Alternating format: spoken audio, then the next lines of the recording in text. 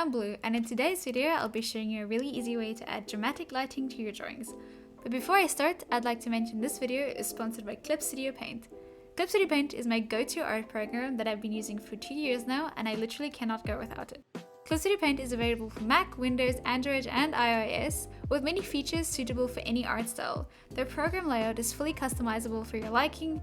You can sketch, render, paint, animate and even make comics in this program.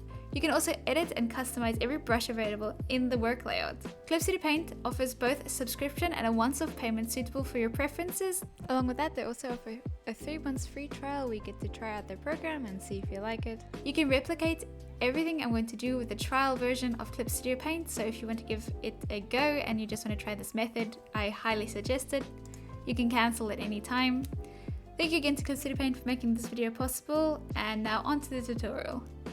Lighting can really add to the feeling of a piece, from intense and menacing to soft and soothing, and it's really easy to do. Let me show you. There are 2 types of lightings I'll show you. The first one is going to be really simple and it looks like this, and then the second one is going to be more detailed and it kind of looks like this. I'll show you the first one and then the second one, so kind of in order. Let's start with the first one.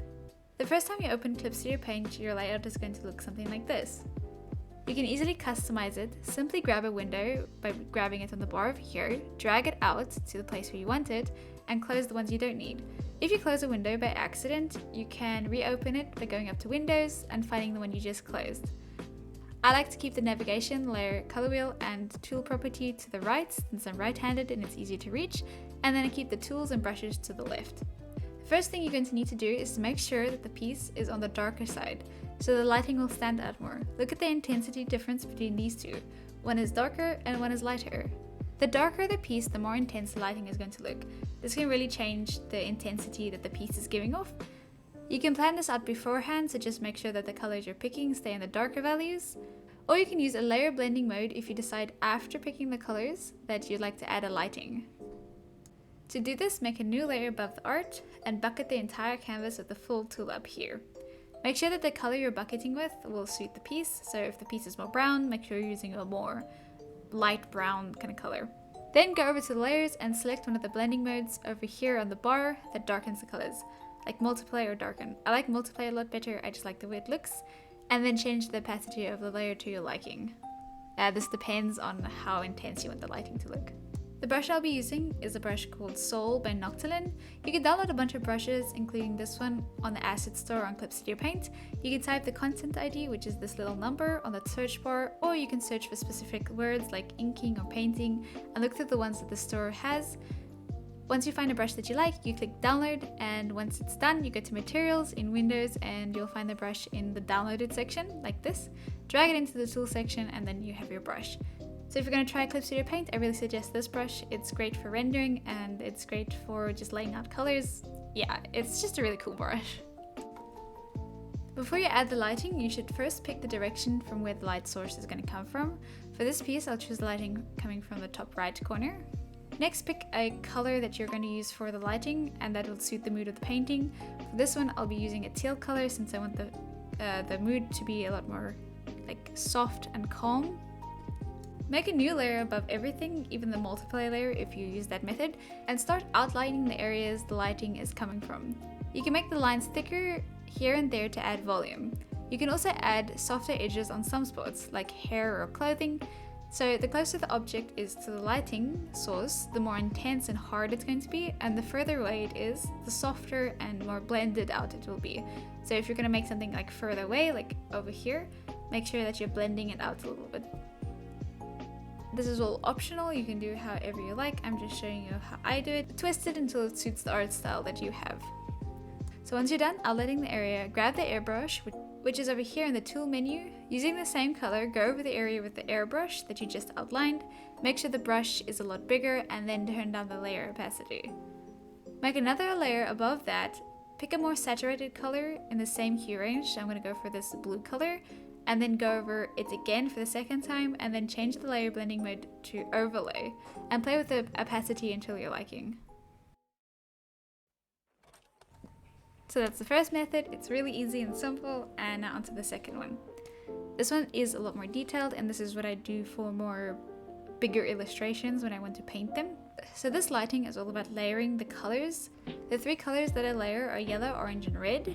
Arii explained it to me that you can think of it as a candlelight, so the center is the brightest place, so this is going to be the yellow that you put down, and the further the flame goes, it goes more orange and then red. So when you're layering it, kind of think of it like that. So just like the previous lighting, you're going to make sure that the drawing is on the darker values, and you're going to pick a lighting source, so from whichever direction it is. For this lighting, I have the lighting be a lot more intense on the figure, so it's not like just from far back behind them. It'll be more like in front of them, or so like catching more surface of the character. So start off with layering the yellow first. Some areas can have lighter yellow if it's further away from the lighting source, and then some areas can be a lot like more intense and harder, so if you want to use a harder brush you can.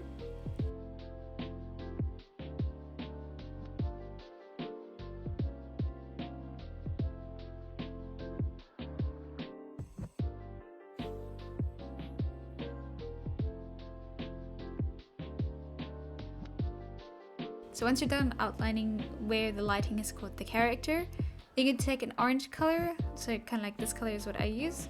Then do a thickish outline with an orange on the outer edges, the furthest pieces from the yellow. So you can see I'm just like outlining it on the outer sides of the yellow. And then sometimes I go into the front, like over here.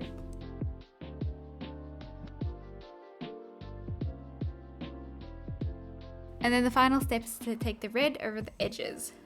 Have this be a lot thinner and lighter, and have this red be very intense red, so it's a really bright saturated red. And I also take this red and then I color around like the edges sometimes. I don't know, it just makes it look so alive. An optional choice is to take the red layer and then turn it to overlay. That's what I did here. I think it blends the colors a lot better, and it gives it a lot more colors to paint with when you do go in and render the lighting.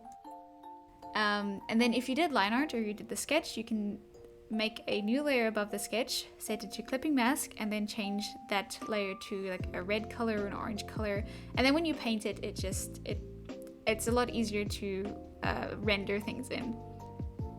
Now we're going to do the same thing that we did with the previous one. Go over with the airbrush with the yellow color or the very white color, and then turn down the layer opacity and make a new layer again. Use the airbrush and the orange color, and then set that layer to overlay. Now you can do another one if you want with glow or add, like the layer color blending modes. This is very optional. I don't always do this. It depends how intense you want the lighting to look. Like these layer blending modes are great for that.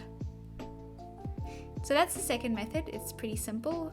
After I have done this, then I would go in and render it in and make it look more natural to the piece. Now the color of the lighting can really change the mood of a piece. Like if this was more of a teal color, the piece would be a lot more calming, like they're in a softer environment than this really bright red and orange kind of colors. A quick way to change the hue and like the colors is to select the layer that the lighting is on, go to edit, select tonal correction, and select hue saturation. Move the bar to change the color to your liking. This is a really fast method, and if you decide to change it halfway, you can just do this. Something else you can do to change the color of the lighting and just the overall piece is you can use something called a gradient map. Simply make a new layer above, like everything, right click the layer, select, add new correction layer, look for the gradient map option and then select it and find one you like. You can also change the color by selecting them on this bar over here. So if you want like the lightest colors to appear blue, you change the lightest color on here to blue. And then you can just play around with the layer opacity until you like the way it looks.